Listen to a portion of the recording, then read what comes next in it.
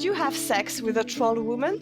In today's episode, we learn everything about sexuality in medieval Icelandic literature. So a warning for our listeners, this episode about sex and saga contains discussions of sexual violence and pedocriminality. Welcome to the Medieval Grad Podcast. It's a podcast brought to you by medievalists.net, where we chat with graduate students and early career researchers to learn about the new trends in medieval studies. I'm Lucie, a medieval historian and the podcast's host. This week we are picking up where we left off with Matthew Roby, who is a postdoctoral fellow at the University of Toronto, and Matthew's research focuses on gender and sexuality in Icelandic literature. For last episode, we talked about gender and gender-bending characters, and this week we talk more about sexuality.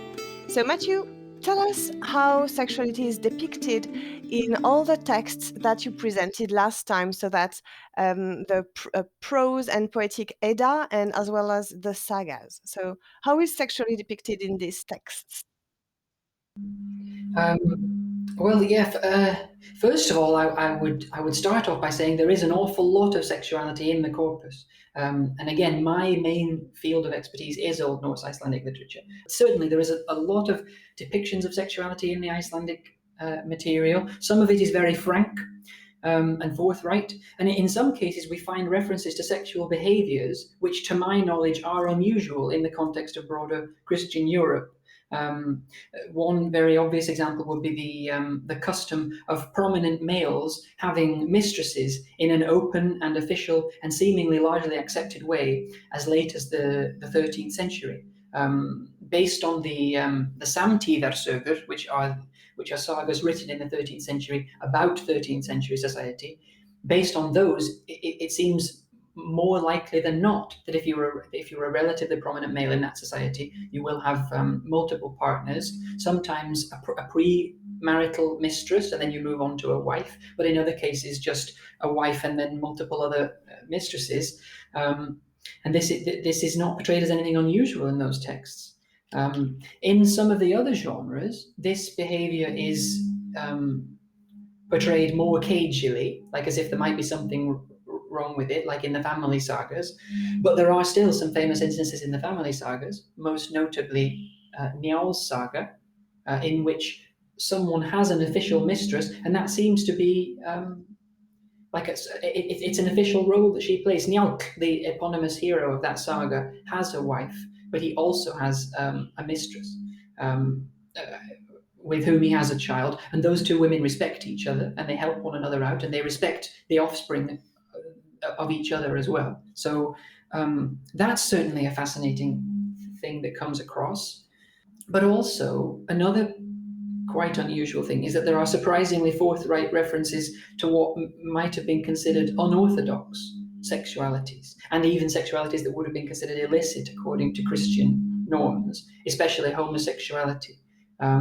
It is my understanding from talks that I have attended by scholars of other continental medieval literatures that homosexuality is not broached particularly often in literature.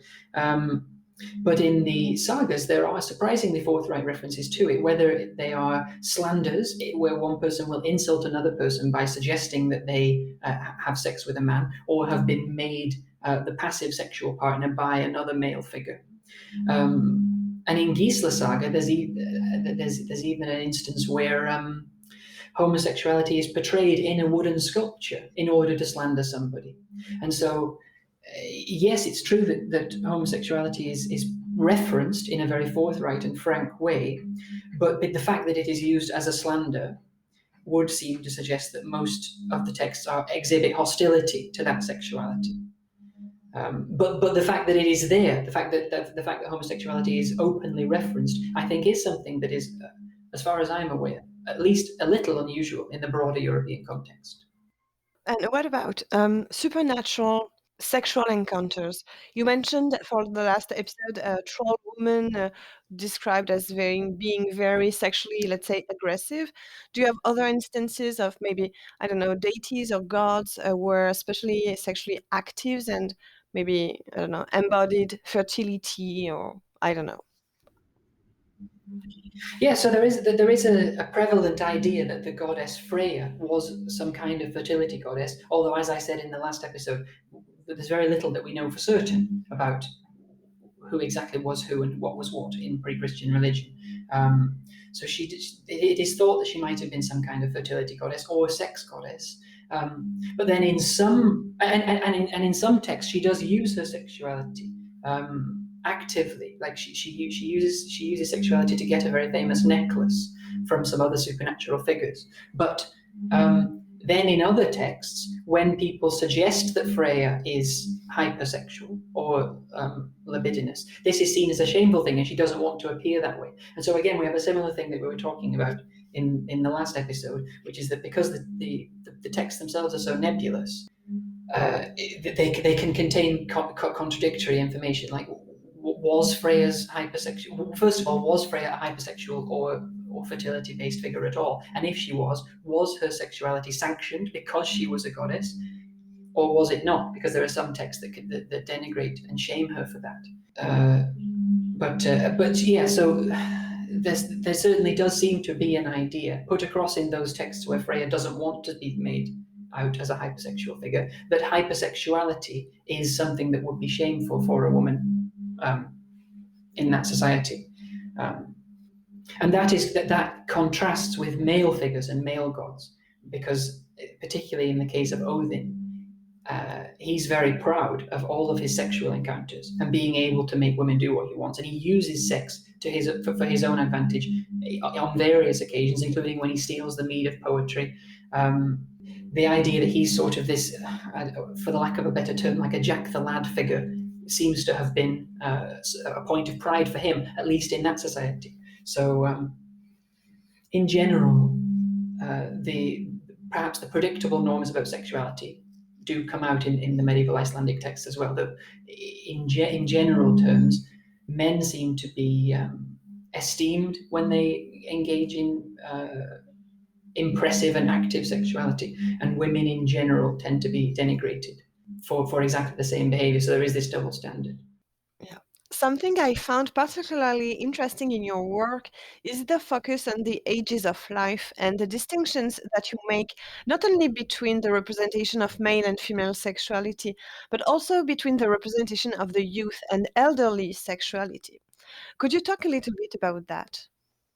Yes, of course. So, like I said, there is a lot of sex in the Old Norse Icelandic corpus, but there are blind spots in terms of the sexual identities of various demographics in realistic depictions. And especially a good example of this is elderly female sexuality. In what you might call depictions of normal reality, there are very few older women, especially women over their 40s or 50s, who are depicted in sexual terms. There are very few love affairs or marriages involving such women. And in some saga genres, like the arguably most realistic saga genre, the Samtíðarsögur, there are no depictions of marriages beyond menopausal age. And so from this, we might say that in the normal and realistic depictions, there is a lack of reference to the sexuality of elderly women. But when you focus on paranormal or supernatural depictions, that is, depictions of entities that were presumably beyond the boundaries of most people's everyday lives, even if they did believe in them, such as ghosts or witches or magic. If we focus on those depictions, that's where we start to find depictions of elderly female sexuality and other unorthodox sexualities. So there are lots of elderly troll women or elderly witches or elderly female magic practitioners who either want to have sex with young men or do ultimately end up having sex with young men. And in many cases, these examples denigrate elderly female sexuality. We get really ugly, libidinous troll women or evil old women who seek younger sex partners. Perhaps the most famous example is Gunnhildr Konungamóðir, who is um, a royal figure in continental Scandinavia, and she appears in Norway, and she appears throughout the sagas as a baddie figure, and she's often depicted having magical powers, but she also tries to have sexual interactions with young men, most famously in Njál's saga. but it's the fact that she is a trollish figure, a magical figure, that allows her elderly female sexuality to be represented. And the idea of using monsters to denigrate elderly female sexuality is in keeping with the basic premise of monster theory. We might presume that because it's not in realistic depictions, elderly female sexuality was considered taboo or inappropriate. But it can be depicted and discussed and usually denigrated using the distanced platform of a monster. We use monsters to talk about the things we don't like.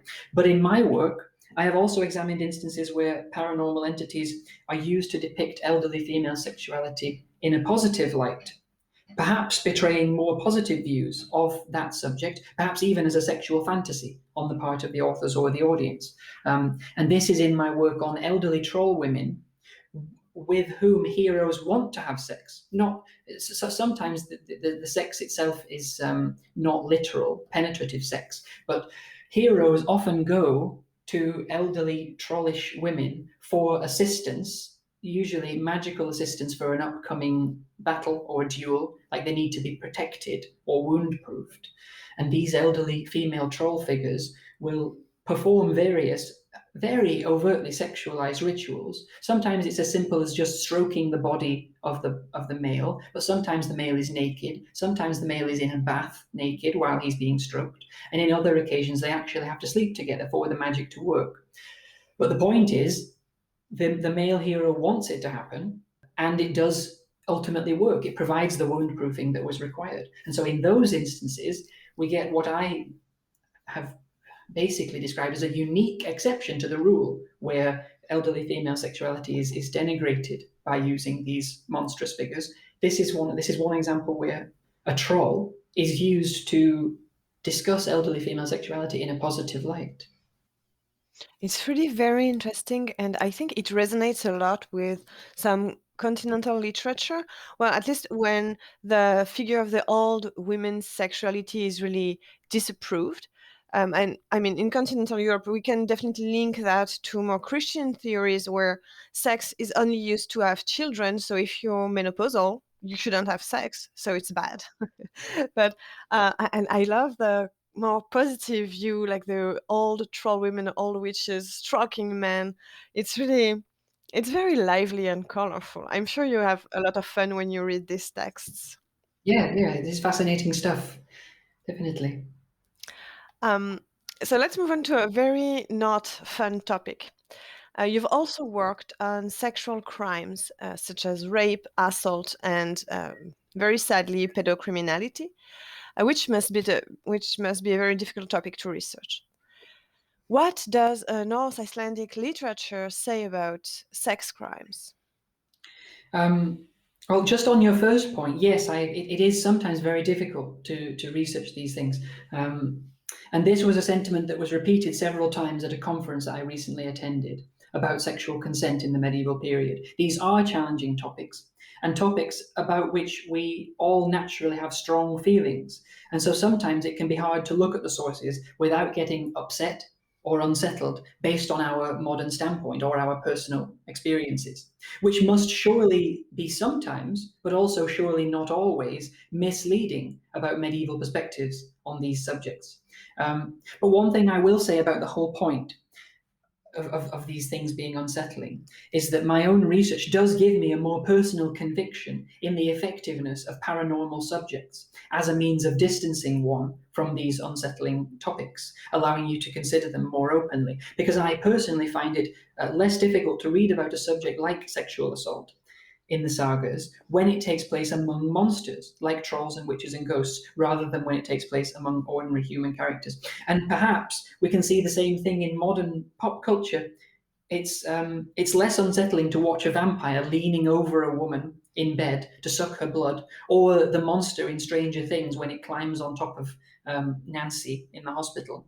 It's easier to watch those things, even though both of them have obvious sexual symbolism, than it is to watch a realistic depiction of sexual assault in, like, for example, a modern Scandinavian crime drama. And yet all of those things can be used to present and discuss the topic of sexual assault. And so I think the same mechanism is working in the medieval texts. The paranormal and the monstrous gave medieval authors an audience audiences the platform to explore uncomfortable topics through layers of symbolism and supernatural distance, which insulated them from those topics. And so, on that second point about my actual research into the subject, I will just mention one paper that I have coming out, which is about female infantile sexuality and paedophilia in the sagas. And just like with old women, there are very few references to any kind of sexuality involving females and before they reach marriageable age. Anywhere, and marriageable age at this time seems to be anywhere between 13 and their late teens, tending towards the latter. There are instances of marriages as young as 13, but they're not common. And so there aren't very many references to women as sexualizable or sexual figures before that point. But then there are these female troll children who display the same kind of hypersexuality as their adult counterparts. You might remember in the last episode I was talking about the common figure of the troll woman who has a short dress and behaves in a very sexually active way and wants to have sex with the hero, whether it is by sexually symbolic wrestling or actual literal sex. And so in the sagas, there are these instances where that figure is a female a child troll rather than an adult female troll. And in the text that I'm talking about, I look very specifically at one text called Halfdana Saga Brunufostra. And in that saga, the hero wrestles with these female figures in a sexually suggestive manner that shows his sanctioning of their identities as sexually appropriate entities. And it's only after he has done that he finds out that they are children. And in Halfdana Saga in particular, the troll children are said to be only 5 and 6 years old, and so obviously much younger than the appropriate age for sexuality or marriage at the time. And I suggest that the whole scene demonstrates some consideration of the hypothetical sexuality of figures of that age. And by using an ugly troll woman to embody that concept, it denigrates the concept of female infantile sexuality. But it also, because the hero is shamed for his interaction with them in this way, that trope also denigrates an adult figure who might treat someone that young in those terms. And so, I mean, it is a very difficult topic, and it's a very unsettling thing to think about. But I think that the medieval audience were using these troll girls because they were trolls and therefore not part of everyday reality to broach these uncomfortable topics and explore what they thought about them. Yeah. And do you find in the text the kind of ambivalent stance towards sexual assault that we can find in some, I don't know, maybe French literature?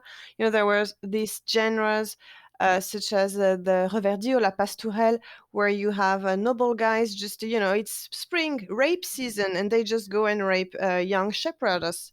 But at the same time, some other sexual assaults are more criticized, depending, it always depends on the identity of the woman, right? Yes. So Mm-hmm. do you find this ambivalence in Icelandic texts?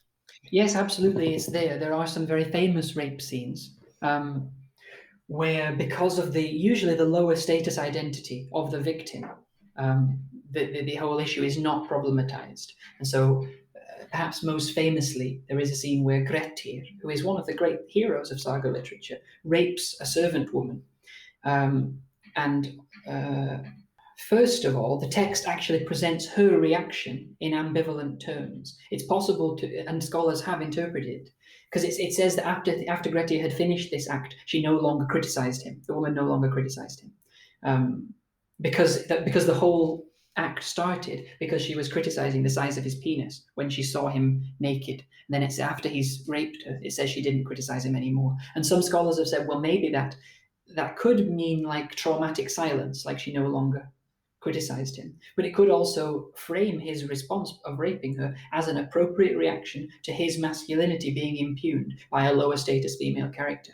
And what you mentioned about the identity of the female character, I think it's emphasized in this particular episode, because the two women who come in and see Grettir naked, one of them is the farmer's daughter and therefore a higher status woman.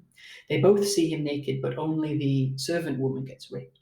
And so one would imagine that the scene would play out very differently, or it might not even be depicted at all if it was the other person who was assaulted. But after the servant woman has been assaulted, Grettir doesn't receive any opprobrium from anyone, and the farmer at that farm, who is the employer of that servant woman, treats Grettir just as he did before, and he's very friendly to him, and he gives him a trip back to his island on his boat. So yeah, it is. We do get the same ambivalence as a short answer. Yeah. Well, Matthew, before we move to the last question, I'd like to know, what are your current projects? What are you researching right now? What are you planning for what are you doing maybe for your postdoc at the University of Toronto? So my current projects are primarily about depictions of sexual consent in the Old Norse Icelandic romance sagas. With my postdoctoral project, I really wanted to broaden my scope and look at Old Norse Icelandic literature, but in relation to the other contemporaneous literatures, English Romance and French Romance, that influenced Icelandic Romance, and trying to look at how they differ in their portrayals of sexual assault. This project is trying to analyze whether or not Old Norse texts differ in their portrayals of sexual consent from the continental and English traditions, and if so, why and how. And I started the project under the assumption that has been stated by other scholars that in continental romance, you never get depicted, like rape and other forms of sexual assault are depicted in continental and English romance traditions. But they usually are at the fringes of the text, and they are usually not perpetrated by noble figures and never by the protagonist.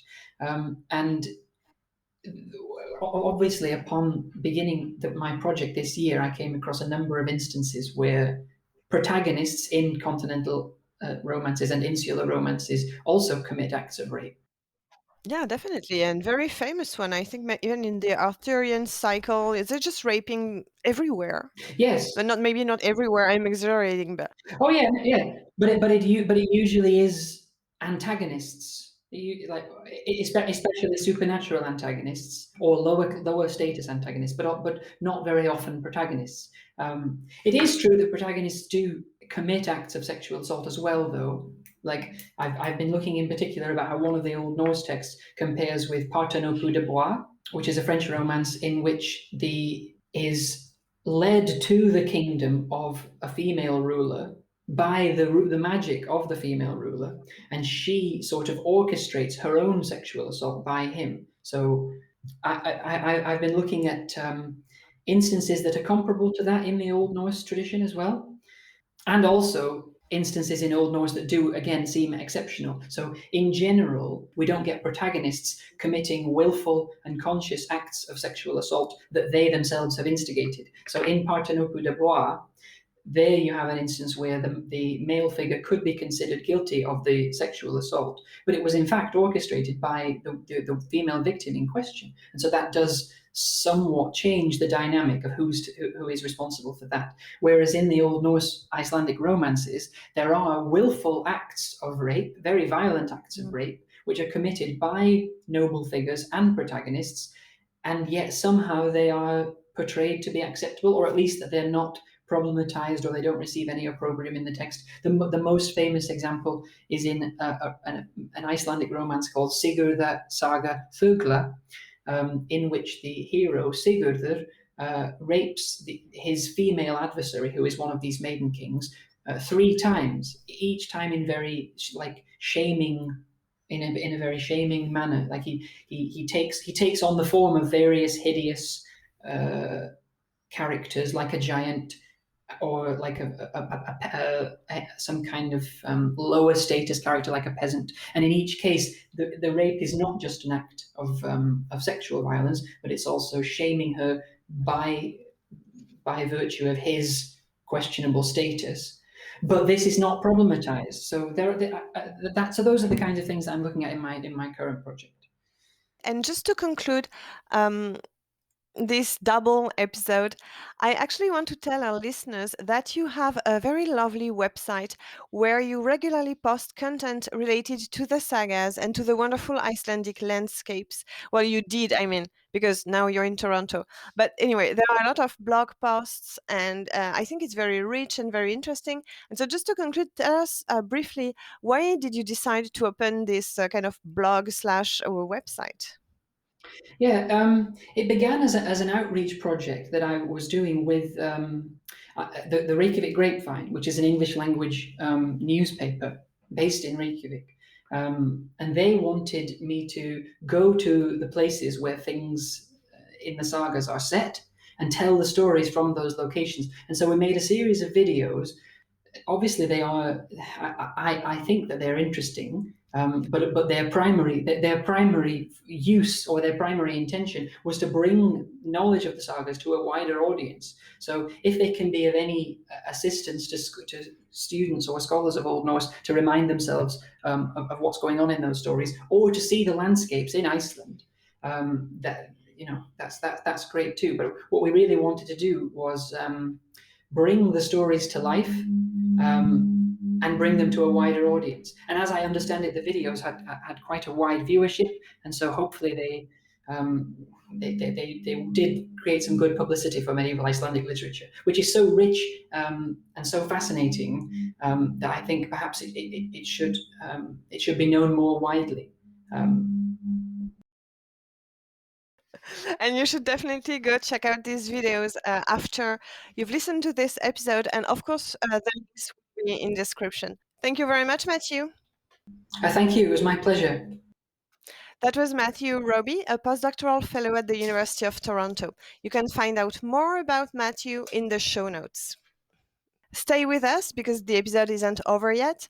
Let's bring in Peter Konieczny from medievalist.net. Hi, Peter. How are you? What did you think of this interview? Hi, I'm doing good, and yeah, I enjoyed the second part. This is your kind of first two-parter, I guess, of the podcast. So, and it was well worth it because it really explored a lot of kind of issues. Yes. They, just there's a lot of stuff like these sagas, and it's not like there's like one saga that tells these stories, but there's so many you have to kind of dive into, like kind of especially when you're kind of talking about trolls. Right? Yes, I was not expecting all the trolls, all the creatures. And I was also, so surprised because I feel like Matthew, but maybe I'm wrong, I don't know.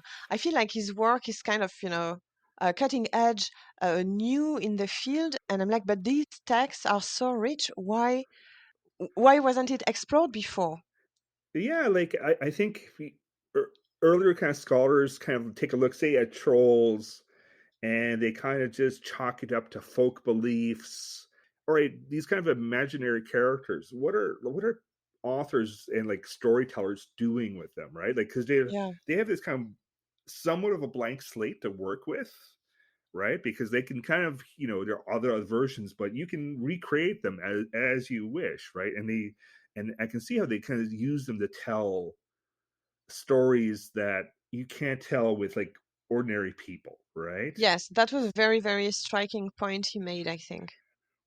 And yeah, I think that was really very fascinating to me, and like just the idea of what you can do with storytelling, and it reminds me of like how like other kind of like monsters in the Middle Ages, the kind of thing of Grendel's mother from Beowulf, like how that can get interpreted in so many different ways, right? And I think like Icelandic sagas there is like you kind of start thinking, look, or how does this get interpreted? How does this Yeah. tell? So I think Matthew's onto something there. Absolutely. And now is with us in Canada. Indeed, yes, Toronto kid, I guess. Yeah. So, do you have for last episode you mentioned that there is a new columnist who's gonna work on sagas, and do you have any maybe a reading recommendations for our listeners on the medievalist.net website?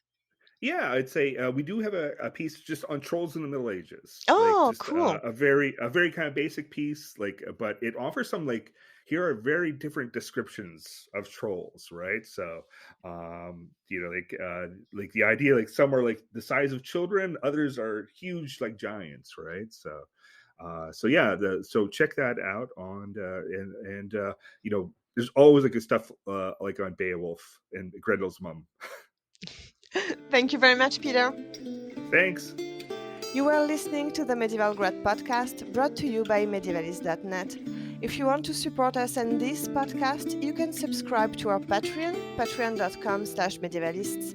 You can get a lot of great benefits on Patreon, including being able to hear the episodes early. We love doing this show and we really appreciate your help. I'm Lucie Lemonnier. You can find me on Instagram at The French Medievalist, and you can look me up on academia.edu. Thank you very much for tuning in. Au revoir.